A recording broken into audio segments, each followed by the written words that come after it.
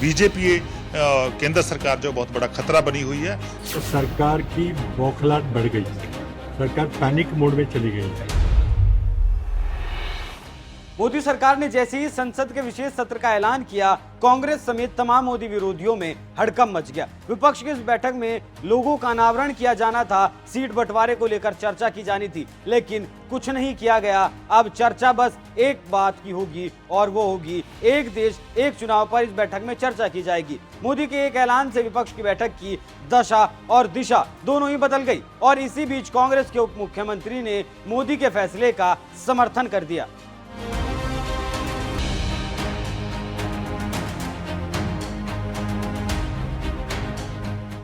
नमस्कार, RMF news देख रहे हैं आप। मैं हूं आपके साथ अभिषेक पुंडीर। मुंबई में चल रही मीटिंग से खबर आई कि विपक्ष अपने गठबंधन का लोगो भी लॉन्च नहीं करेगा, क्योंकि एक देश एक कानून के मुद्दे ने विपक्ष को अपने मुद्दे से भटका दिया। उधर विपक्ष कह रहा था कि एक देश एक कानून नहीं होना चाहिए, लेकिन कांग्रेसी डिप्टी सीएम ने एक देश एक चुनाव के मुद्दे का समर्थन कर दिया। छत्तीसगढ़ के उप मुख्यमंत्री टीएस सिंहदेव ने ये कहा है कि वो व्यक्तिगत रूप से इसका स्वागत करते हैं। खास बात है कि कांग्रेस नेता का ये बयान ऐसे वक्त में आया है जब विपक्ष के बड़े नेता केंद्र सरकार को इस मुद्दे पर लगातार घेरने की कोशिश कर रहे हैं। खबरों के मुताबिक सिंह ने कहा, व्यक्तिगत रूप से मैं एक देश एक चुनाव का स्वागत करता हूं। ये नया नहीं, पुराना आइडिया है।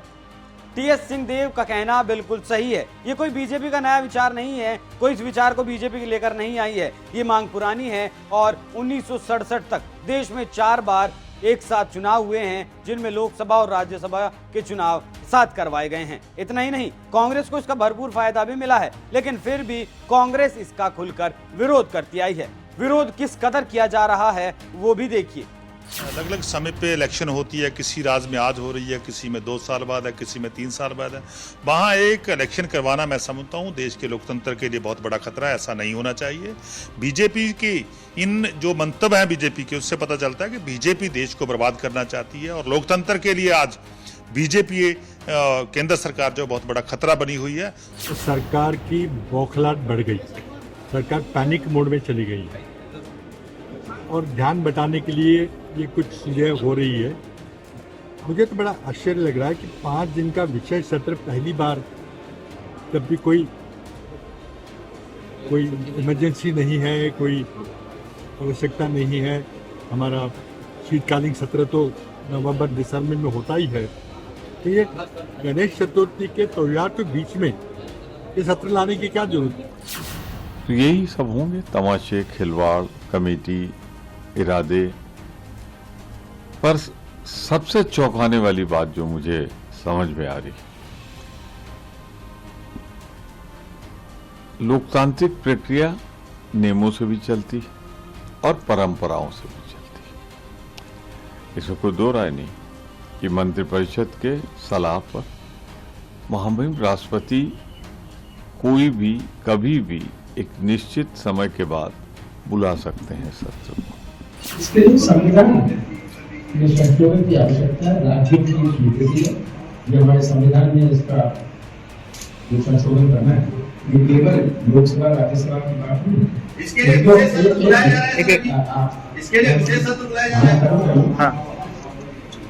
ये केवल संविधान में संशोधन राज्यसभा और लोकसभा में हो जाए उससे संभव नहीं, राज्यों को भी स्वीकृति देनी पड़ेगी।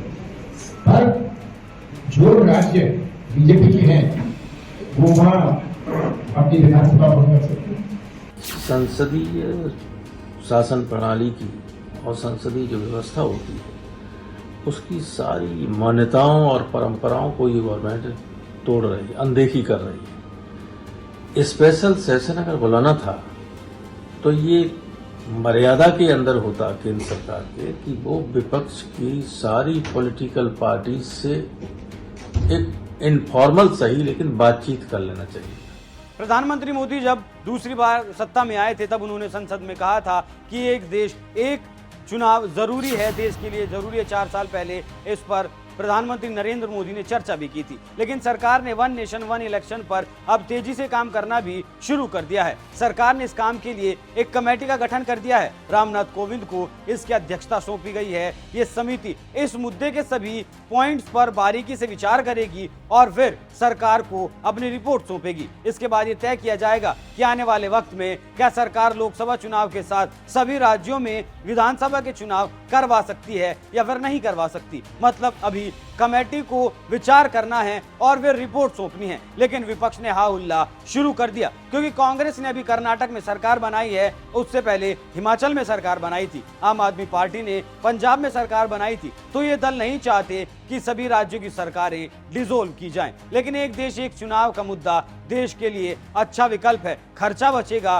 देश में जो सरकारी कर्मचारी हैं वो चुनाव के दौरान काम करते हैं, वो फ्री होंगे और अपने काम पर ज्यादा ध्यान दे सकेंगे। लेकिन राजनीतिक दल अपने निजी फायदों के लिए इस विचार का लगातार विरोध करते आए हैं। हालांकि संविधान में इस बात का जिक्र किया गया है कि वक्त वक्त पर चुनावों की प्रक्रिया में बदलाव होना चाहिए।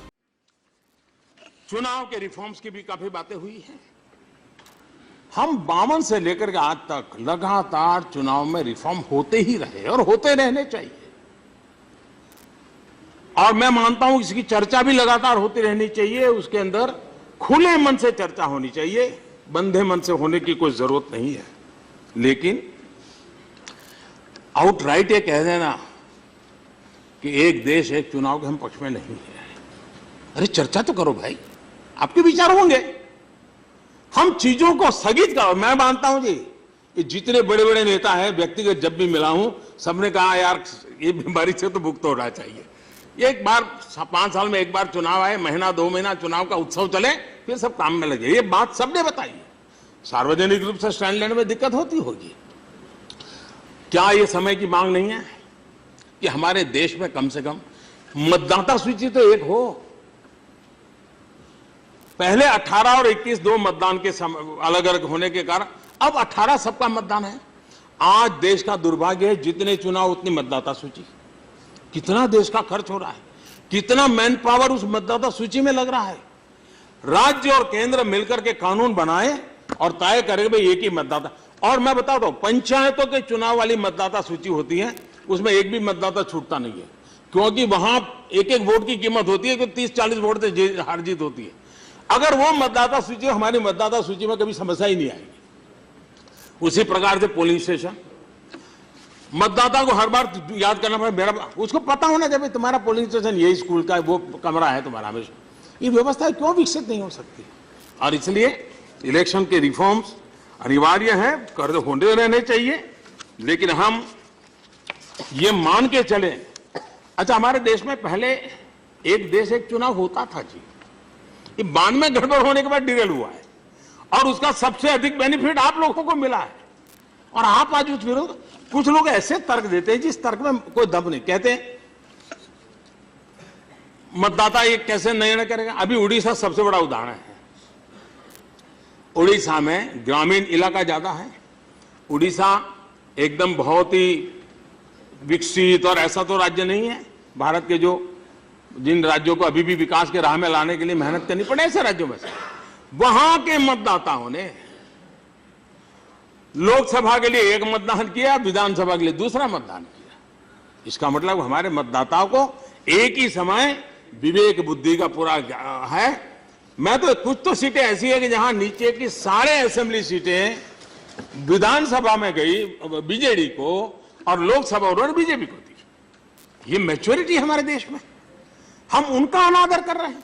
कुछ लोग कहते हैं, ये कैसा भ्रम फैलाया गया है कि अगर 7 चुनाव होंगे तो रीजनल पार्टियां खत्म हो जाएगी। जहां जहां लोकसभा और विधानसभा के चुनाव साथ हुए हैं, उस सब जगह पर प्रादेशिक पक्ष जीते हैं। देख लीजिए इतिहास पूरा, प्रादेशिक पक्ष जीते हैं। अभी आंध्र का चुनाव हुआ, प्रादेशिक पक्ष जीत करके आया। उड़ीसा का चुनाव हुआ, प्रादेशिक पक्ष जीत करके आया। देश के मतदाताओं के समझ आए, हम उनकी समझ पर शक न करें।